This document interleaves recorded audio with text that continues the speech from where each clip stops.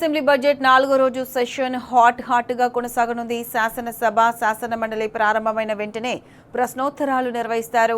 అసెంబ్లీలో మహాలక్ష్మి పథకం లబ్ధిదారులకు స్మార్ట్ కార్డుల పంపిణీ, ఫిలిప్పీన్స్కు బియ్యం ఎగుమతి, బస్వాపూర్ రిజర్వాయర్ ద్వారా సాగునీటి సరఫరా, వేతన సవరణ కమిషన్ ప్రస్తుత పరిస్థితి, గిగ్ వర్కర్ల కోసం సంక్షేమ చర్యలు, రాష్ట్ర ప్రభుత్వంలో టీజీఎస్ ఆర్టీసీ ఉద్యోగుల విలీనం, ఆమ్రాబాద్ పులుల అభయారణ్యంలో కోల్గన్ సఫారీ, వ్యవసాయ యాంత్రీకరణకు ప్రోత్సాహకాలు, రాష్ట్రంలో యూరియా కొరత, రాష్ట్రంలో భూ రికార్డుల డిజిటలైజేషన్ అంశాలపై క్వశ్చన్ అవర్ జరగనుంది.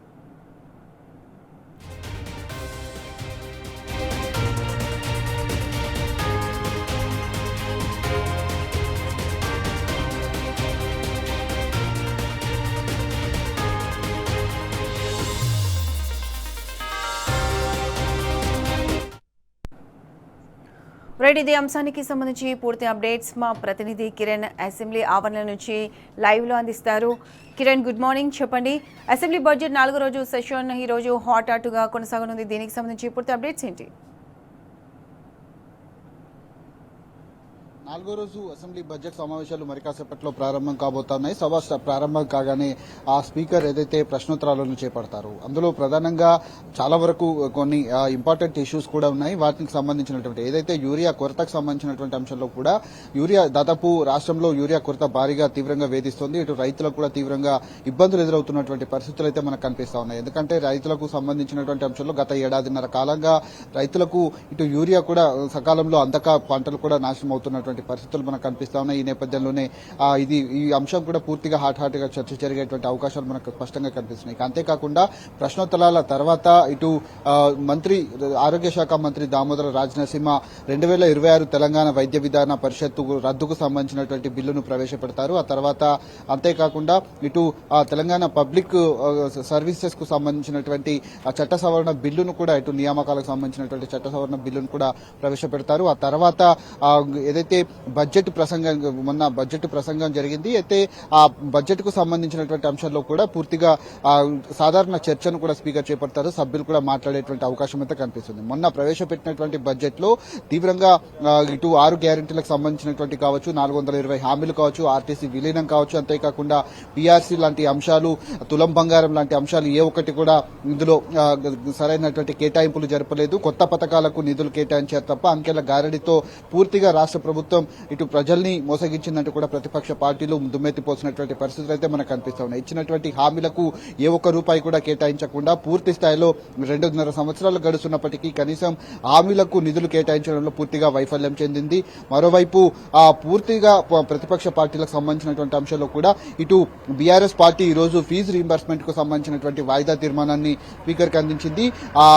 ఎందుకంటే గత 2.5 సంవత్సరాల నుంచి కూడా ఫీజు రీయింబర్స్మెంట్ బకాయిలు రాక విద్యార్థులు కూడా తీవ్రంగా ఇబ్బందులు పడతా ఉన్నారు. అంతేకాకుండా కాలేజీలు కూడా ఇటీవల కాలంలో 4-5 సార్లు కూడా మూతపడ్డటువంటి పరిస్థితులు కనిపించాయి. ఇటీవల మా ఆర్థిక శాఖ మంత్రి భట్టి విక్రమార్క కూడా పూర్తిగా దానికి సంబంధించినటువంటి అంశాల వాళ్ళతో కాలేజీల యాజమాన్యాలతో కూడా చర్చ జరిపినటువంటి నేపథ్యంలో ఖచ్చితంగా విడతల వారీగా తమకు ఉన్నటువంటి బకాయిలన్నింటినీ కూడా చెల్లిస్తామని కూడా చెప్పారు. ఇప్పటి వరకు 1 రూపాయి కూడా చెల్లించలేదు. దీంతో కాలేజీలన్నీ కూడా ఇబ్బందులు పాలవుతున్నటువంటి పరిస్థితులు కనిపిస్తున్నాయి. బడ్జెట్ కు సంబంధించినటువంటి అంశాల్లో కూడా తీవ్రంగా ఇబ్బందులు, అందులో నిధులు కేటాయింపులు సరిగా సక్రమంగా జరపకపోవడంతో ఎక్కడికక్కడ ఆ సంక్షేమ పథకాలన్నీ కూడా అయిపోయాయి. 4,000 పెన్షన్ ఇస్తామని కూడా ముద్రగొట్టింది కాంగ్రెస్ ప్రభుత్వం.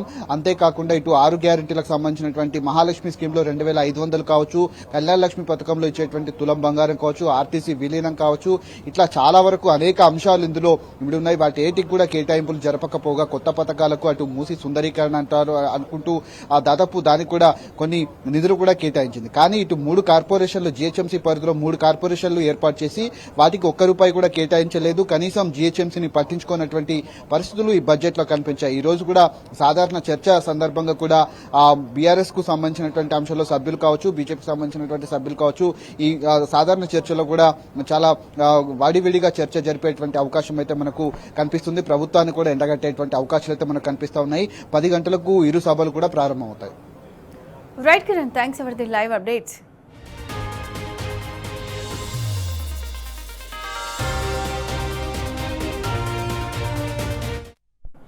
రెడ్డి శాసన మండలిలో ప్రభుత్వ ఆసుపత్రులు, ప్రైవేట్ మెడికల్ షాపులు, మహిళా స్వయం సహాయక సంఘాలకు వడ్డీ లేని రుణాలు, గ్రామ పాలనా అధికారులు, రాష్ట్రంలో కొత్త పరిశ్రమల స్థాపన, ఐటీ ఉద్యోగాల కల్పన, సాంఘిక సంక్షేమ రెసిడెన్షియల్ పాఠశాలల్లో పదోన్నతులు, గ్రామీణ స్థానిక సంస్థల్లో ఎన్నికైన ప్రజాప్రతినిధులకు గౌరవ వేతనం, హైదరాబాద్లో ఎలివేటెడ్ కారిడార్, ఫ్లైఓవర్లు, అండర్ పాస్ల నిర్మాణం, Quli Qutub Shah Urban Development Authority, ప్రభుత్వ ఆసుపత్రిలో వైద్యులు, సిబ్బంది కొరత అంశాలపై ప్రశ్నోత్తరాలు జరగనున్నాయి.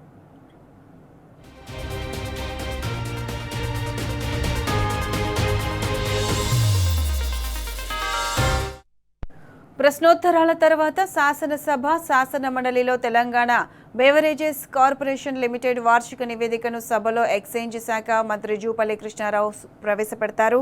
2026 తెలంగాణ వైద్య విధాన పరిషత్ రద్దు బిల్లును ప్రవేశపెట్టి సభ ఆమోదం కోసం ఆరోగ్య శాఖ మంత్రి దామోదర రాజనరసింహ ప్రతిపాదిస్తారు.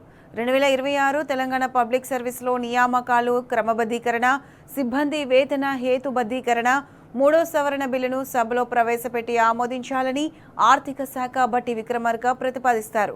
తర్వాత ఉభయ సభలో 2026-27 వార్షిక బడ్జెట్పై సభ్యులు సాధారణ చర్చిస్తారు. ప్రజా సమస్యల పరిష్కారంలో నిర్లక్ష్యం, సంక్షేమ పథకాల అమల్లో కాంగ్రెస్ సర్కార్ వైఫల్యాలను అసెంబ్లీ సాక్షిగా బీఆర్ఎస్ ఎండగడుతుంది.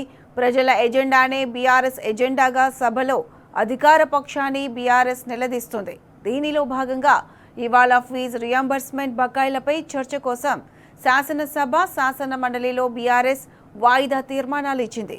అటు శాసనసభలో ఇవాళ ప్రశ్నోత్తరాల అనంతరం బడ్జెట్పై చర్చ జరగనుంది. రాష్ట్ర ప్రభుత్వం పలు బిల్లులను అసెంబ్లీలో ప్రవేశపెట్టనుంది.